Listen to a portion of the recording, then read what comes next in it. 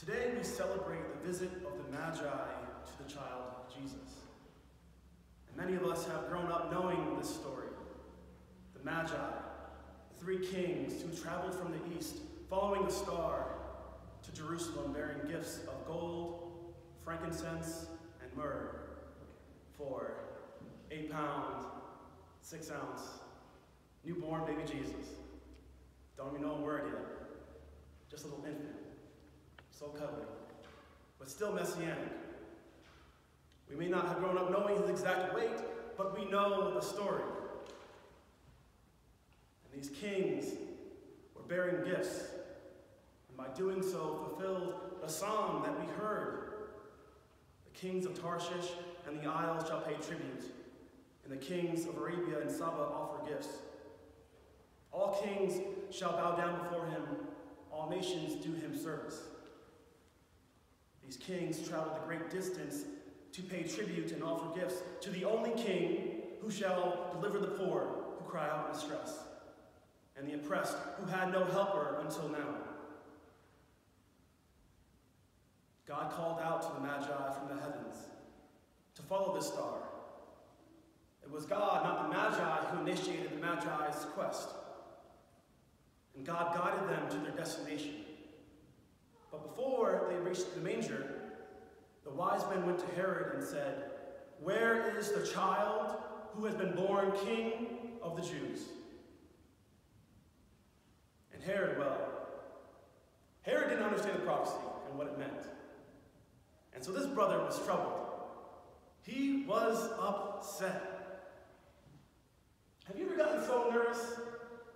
Like you have a test coming up, maybe the SATs, the GREs when you're in school, and you can feel the anxiety and the stress building up.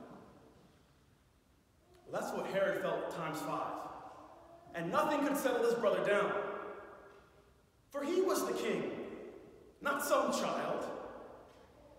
Imagine the paranoia that was going on with Herod and the anxiety coming upon him.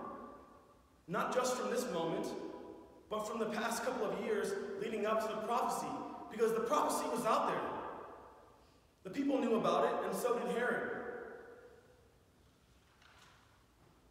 And the arrival of the wise men asking Herod, "Where is the child who has been born king of the Jews?" Well, that did it for Herod. The moment that he read about, the moment that frightened him most was upon him. The birth of a new king. So what did Herod do? So Herod gathered the chief priests and the scribes, and they huddled up and said, "All right, we've known about this day for many months, many years. I know you all have a plan. What should we do?" And I wish Mathew went on a little further and told us this, who said this plan, but someone chimed in and said, "I got it. I think we should ask these men to go out and search for this child and come back to us so that we can pay him homage." And Herod said, "That is a great idea." Whoever came up with that plan lost their job, because God was like, "Wait, really? That's the plan? All right, Gabriel, go down there and tell the wise men to take a left instead of a right when they go back home." Because Herod had the prophecy all wrong. Herod thought this child was going to rise up and take control of his earthly kingdom, and the power structure would shift.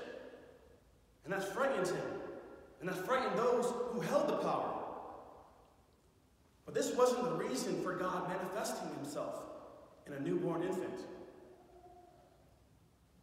The birth of Christ was for God's spoken word to be revealed to humanity, to have creation witness their Creator.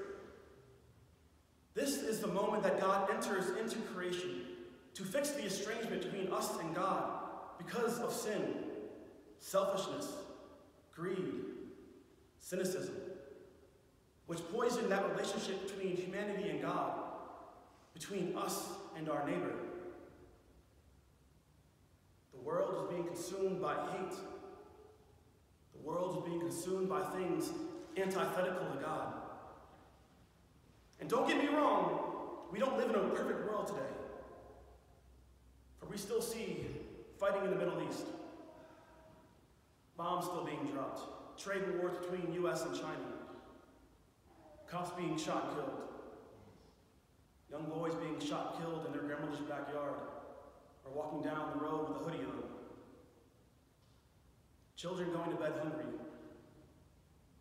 people dying because of the inability to receive proper health care, the inability to receive clean water, women coming out and saying, "Me too," school shootings, nightclub shootings, the list goes on.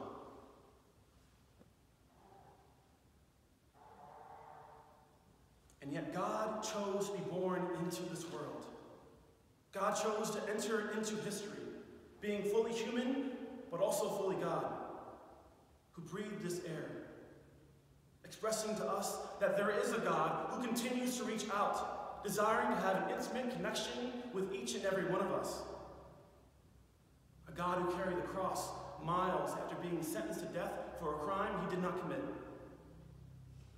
was whipped, beaten, spat on, betrayed by his friends, and finally nailed upon a cross, having creation witness their creator, having creation witness the ultimate act of love. And we, as followers of Christ, can embody the love of God to our fellow brothers and sisters through our actions, through our words, through our deeds, so that no person will go to bed hungry, so that everyone can have access to clean water, so that everyone can have access to sufficient health care, so that we can stop fighting amongst each other and come together as one family, being one in Jesus Christ as Lord and Savior. Amen.